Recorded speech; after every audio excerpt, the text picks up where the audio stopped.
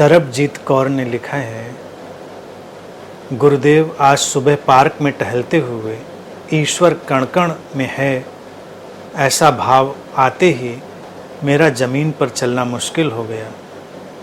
मेरे पैर भारी लगने लगे। मैं बहुत ही सॉफ्टली चल पा रही थी। कृपया कुछ कहें।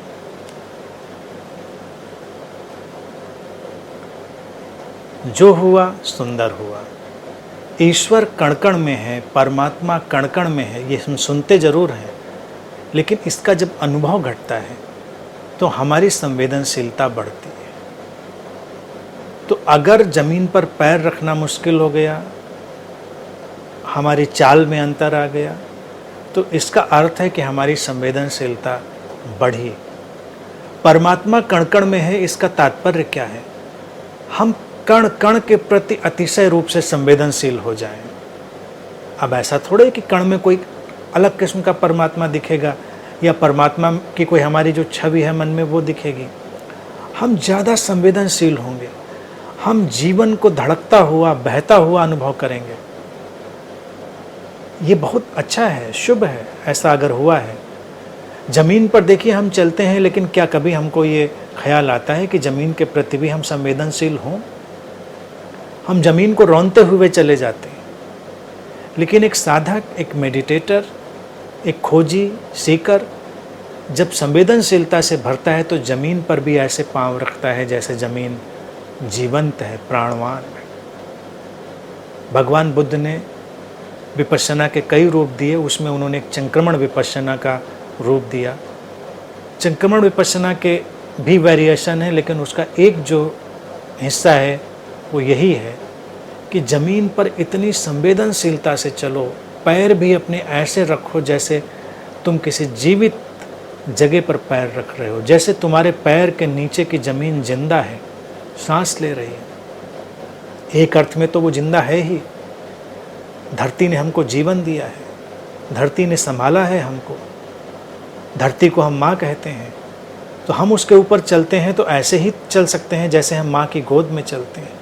तो ये कितना प्रेमपूर्ण भाव होगा, कितना संवेदनशील भाव होगा। विचार के तल पर केवल ये बात होगी तो उतना अंतर नहीं आएगा, लेकिन ये भाव के तल पर आएगी तो अंतर पड़ेगा। तो अपना एक एक पैर हम संभाल संभाल कर रखेंगे। हम बहुत ही इत्मीनान से, एहतियात से, कोमलता से चलेंगे।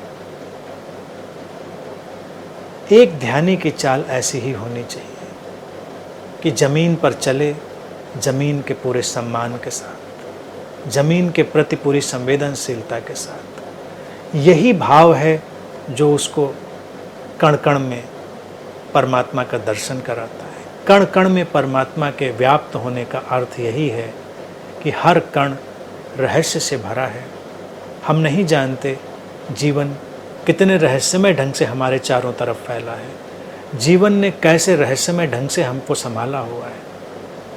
हम बस ये जानते हैं कि है रहस्य, अदृश्य, अज्ञात रूप से, और कभी कभी अज्ञेय रूप से, जिसे जाना ही नहीं जा सकता।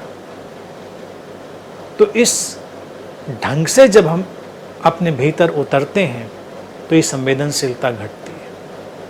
वो घटी तुम्हारे साथ, इसके लिए अपने अंदर ग्रेटिट्यूड अनुभव कर सकते हैं, क्योंकि ये घटता है। जब जिसके साथ घटना होता है घटता है।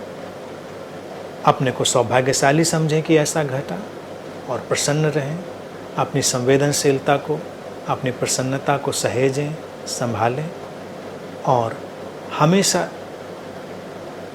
इसी संवेदनशीलता के साथ जीवन के क्षण प्रति क्षण में आगे चलें। और फिर परमात्मा के जो आशीष हैं वो तुम्हारे ऊपर हर दिशा से बरसेंगे। जब तुम उसको हर दिशा में महसूस कर लेते हो, जब तुम उसको हर कण में महसूस कर लेते हो, तो परमात्मा भी हर कण से प्रतिध्वनित होता है। उसके आशीष भी हर दिशा से तुम्हारे ऊपर बरसते हैं। इसलिए जो हुआ शुभ हुआ, प्रसन्न रहो।